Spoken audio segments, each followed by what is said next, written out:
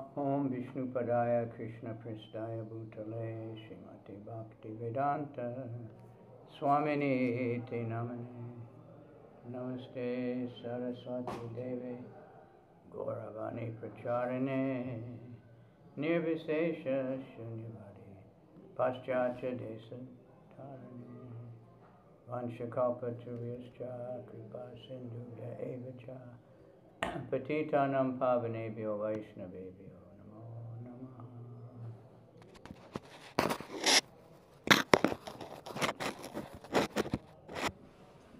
All right, welcome. I'm going to be reading Nectar Devotion because I've been often telling people to read Nectar Devotion.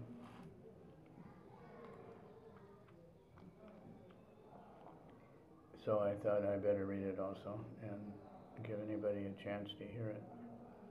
Starts with dedication. This is Prabhupada's summary study, or basically translation of the Bhakti Rasamrita Sindhu. But it's written in like prose, like Prabhupada wrote the Krishna book.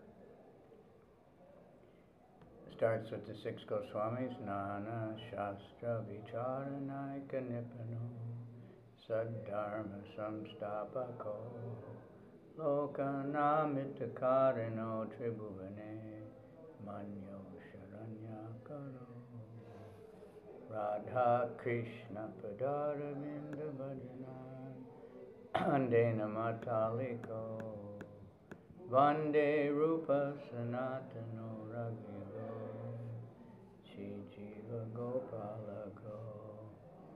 I offer my respectful obeisances to the six Goswamis, namely Shri Sanatana Goswami, Shri Rupa Goswami, Shri Raghunath Bhatta Goswami, Shri Raghunath Das Goswami, Shri Jiva Goswami, and Shri Gopal Bhatta Goswami. I'm an expert in scrutinizingly studying all the revealed scriptures with the aim of establishing eternal religious principles for the benefit of all human beings. Thus they are honored all over the three worlds, and they are worth taking shelter of because they are absorbed in the mood of the gopis and are engaged in the transcendental loving service of Sri Sri Radha Krishna. Preface. The Nectar Devotion is a summary study of the Bhakti Rasamrita Sindhu, which is written in Sanskrit by Srila Rupa Goswami Prabhupada. He was the chief of the six Goswamis, who were the direct disciples of Lord Chaitanya Mahaprabhu. When he first met Lord Chaitanya, Srila Rupa Goswami Prabhupada was engaged as a minister in the Muhammadan government of Bengal. He and his brother Sanatan were then named Dabir Kas and Sakara Malik, respectively, and they held responsible posts as ministers of Nawab Hussain Shah. At that time, 500 years ago, the Hindu society was very rigid. And if a member of the Brahmana caste accepted the service of a Mohammedan ruler, he was at once rejected from the Brahmana society. This was the position of the two brothers, Dabir Kas and Sakar Malik. They belonged to a highly situated Saraswat Brahmin community, but they were ostracized due to their acceptance of ministerial posts in the government of Hussain Shah. It is the grace of Lord Chaitanya that he accepted these two exalted personalities as his disciples and raised them to the position of Goswamis, the highest position in Brahminical culture. Similarly, Lord Chaitanya accepted Haridas Thakur as his disciple, although Haridas happened to be born in a Muhammadan family. And Lord Chaitanya later on made him the acharya of chanting the holy name of Lord Krishna. Hare Krishna, Krishna Krishna, Hare Hare, Hare Rama, Rama Rama, Hare Hare. Lord Chaitanya's principle is universal. Anyone who knows the science of Krishna and is engaged in the service of the Lord is accepted as being in a higher position than a person born in a family of a Brahmana. That is the original principle accepted by all Vedic literatures, especially by Bhagavad Gita and Srimad Bhagavatam. The principle of Lord Chaitanya's movement in educating and elevating everyone to the exalted position of a Goswami is taught in the Nectar of Devotion. Lord Chaitanya met the two brothers, Dabir Kas and Sakar Malik, in the village known as Ramkeli in the district of Malda and after meeting the brothers decided to after that meeting the brothers decided to retire from government service and join Lord Chaitanya. Dabir Kas, who later was to become Rupa Goswami, retired from his post and collected all the money he had accumulated during his service. As described in Chaitanya Charitamrita, that his accumulated savings in gold coins equaled millions of dollars and filled a large boat. He divided the money in a very exemplary manner, which would be followed by devotees in particular and by humanity in general. 50% of his accumulated wealth was distributed to the Krishna-conscious persons, namely the Brahmanas and Vaishnavas. 25% was distributed to relatives, and 25% was kept against emergency expenditure and personal difficulties. Later on, when Sakar Malik was proposed to retire, the Nawab was very much agitated and put him in jail. But Sakar Malik, who was later to become Srila Sanatana Goswami, took advantage of his brother's personal money, which had been deposited with the village banker, and escaped from the prison of Hussain Shah. In this way, both brothers joined Chaitanya Mahaprabhu. Rupa Goswami first met Lord Chaitanya at Prayag, Allahabad, and on the Dashameda bathing ghat of that holy city, the Lord instructed him continually for 10 days. The Lord particularly instructed Rupa Goswami on the science of Krishna consciousness. These teachings of Lord Chaitanya to Srila Rupa Goswami are narrated in our book, Teachings of Lord Chaitanya. Later, Srila Rupa Goswami Prabhupada elaborated the teachings of the Lord with profound knowledge of revealed scriptures and authoritative references from various Vedic literatures. Srila Srinivas Acharya describes in his prayer to the 6 Goswamis that they were all highly learned scholars, not only in Sanskrit, but also in foreign languages like Persian and Arabic. They very scrutinizingly studied all the Vedic scriptures in order to establish the cult of Chaitanya Mahaprabhu on the authorized principles of Vedic knowledge. The present Krishna consciousness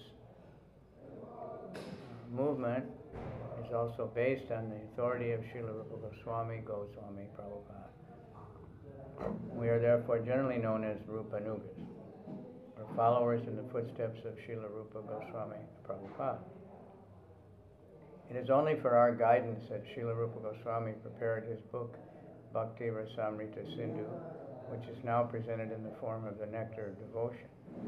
Persons engaged in Krishna consciousness movement may take advantage of this great literature and be very solidly situated in Krishna consciousness. Bhakti means devotional service. Every service has some attractive feature which drives the servitor progressively on and on. Every one of us within this world is perpetually engaged in some sort of service, and the impetus for such service is the pleasure we derive from it. Driven by affection for his wife and children, a family man works day and night. A philanthropist works in the same way for love of the greater family, and the nationalist for the cause of his country and countrymen. That force which drives the philanthropist, the householder, and the nationalist is called rasa, or a kind of mellow relationship, whose taste is very sweet.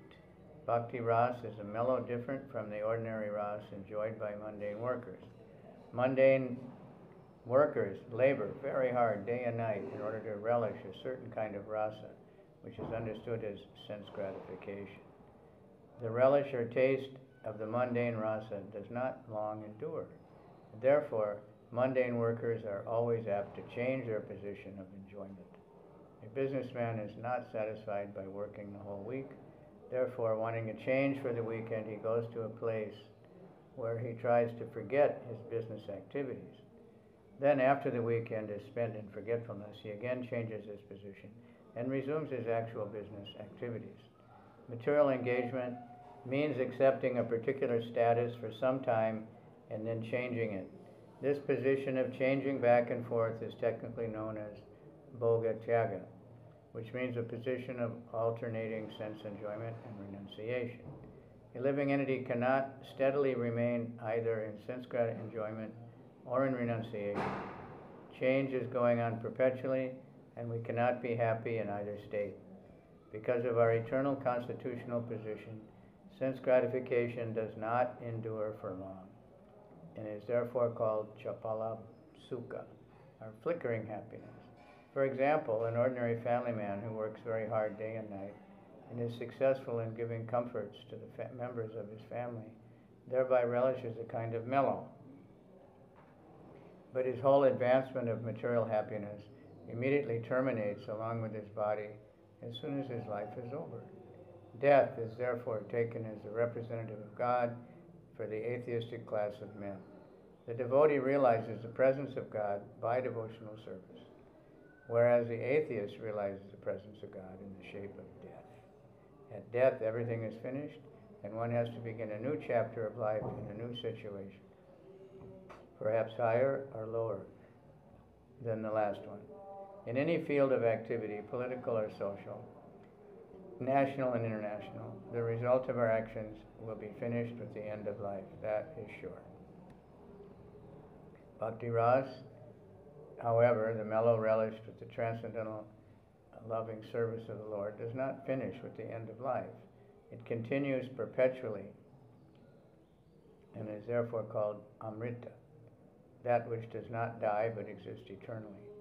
This is confirmed in all Vedic literatures. Bhagavad Gita says that a little advancement of Bhakti Ras can save the devotee from the greatest danger, that of missing the opportunity of human life. The rasas derived from our feelings in social life, family life, or in greater family life of altruism, philanthropy, nationalism, socialism, communism, do not guarantee that one's next life will be as a human being. We prepare our next life by our actual activities in the present life. A living entity is offered a particular type of body as a result of his action in the present body. These activities are taken into account by superior authority known as Daiva, and the authority of God. This Daiva is explained in Bhagavad Gita as the prime cause of everything, and in Srimad Bhagavatam it is stated that a man takes his next body by Daiva Netrena.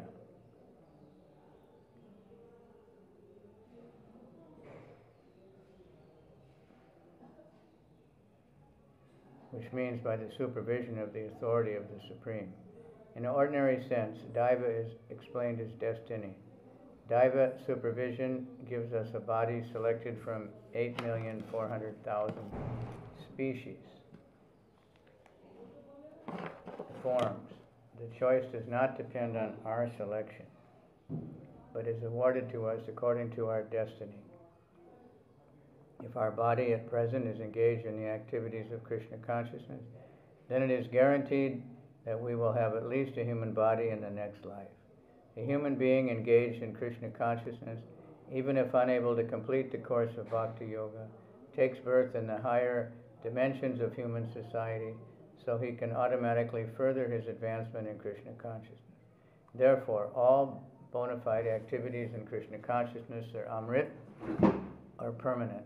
This is the subject matter of the nectar of devotion.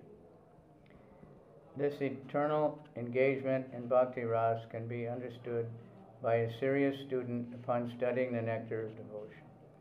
Adoption of Bhakti Ras, or Krishna consciousness, will immediately bring one to an auspicious life free from anxieties and will bless one with transcendental existence, thus minimizing the value of liberation.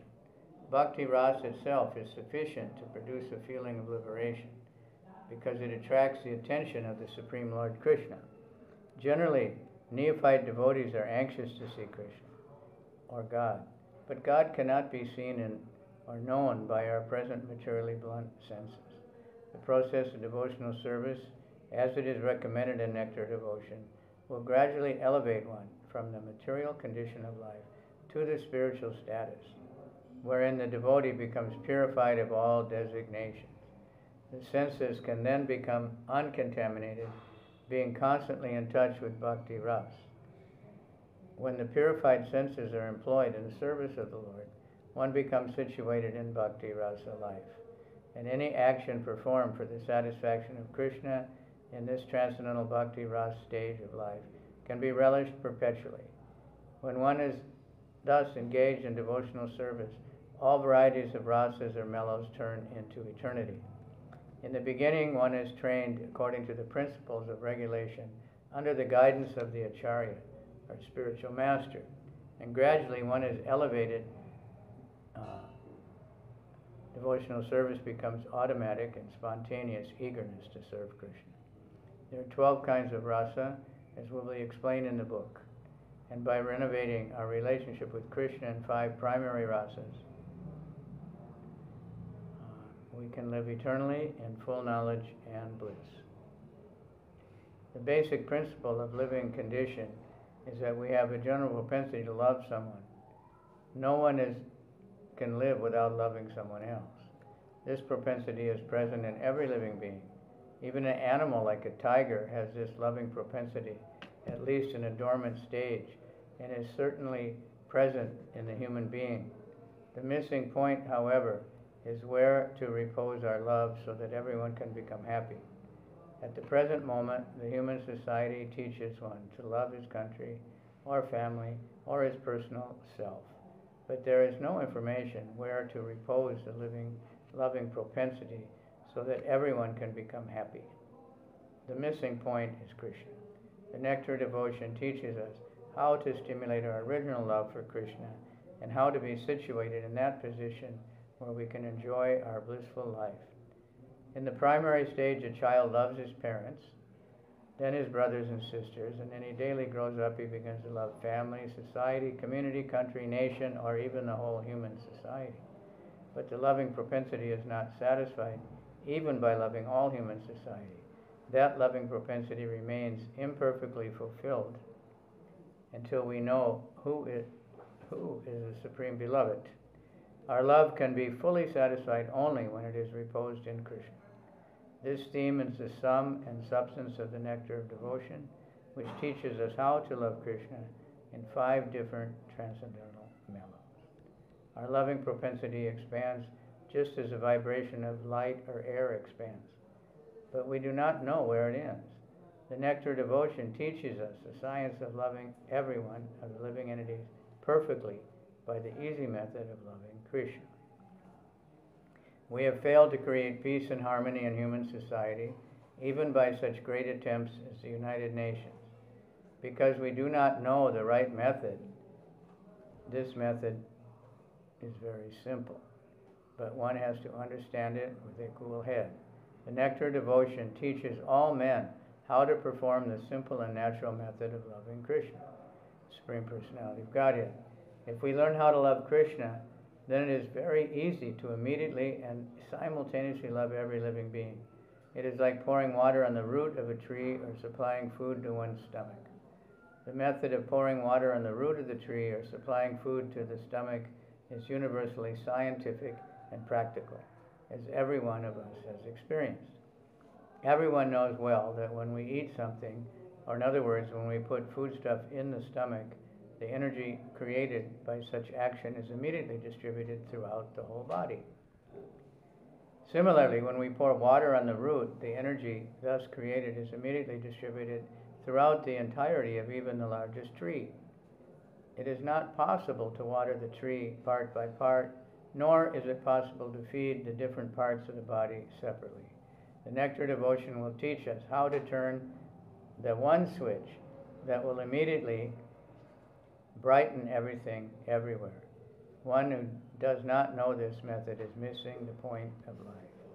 As far as material necessities are concerned, the human civilization is at present moment very much advanced in living comfortably, but still we are not happy because we are missing the point. The material comforts of life alone are not sufficient to make us happy. The vivid example is America, the richest nation in the world, having all facilities for material comfort, is producing a class of men completely confused and frustrated in life. I am appealing herewith to such confused men to learn the art of devotional service as directed in the nectar of devotion, and I am sure that the fire of material existence burning within our hearts will be immediately extinguished. The root cause of our dissatisfaction is that our dormant loving propensity has not been fulfilled despite our great advancement in the materialistic way of life. The nectar devotion will give us practical hints how we can live in this material world, perfectly engaged in devotional service, and thus fulfill all our desires in this life and the next.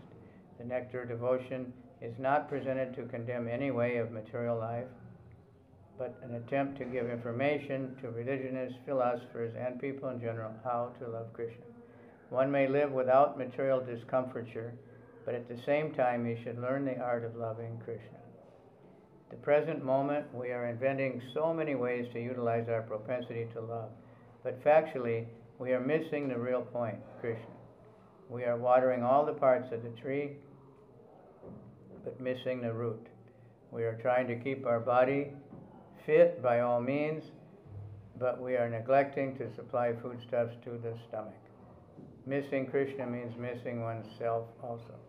Real self-realization and realization of Krishna go together simultaneously. For example, seeing oneself in the morning means seeing the sunrise also. Without seeing the sunshine, no one can see himself. Similarly, unless one has realized Krishna, there's no question of self-realization. The nectar of devotion is specifically presented for persons who are now engaged in the Krishna consciousness movement.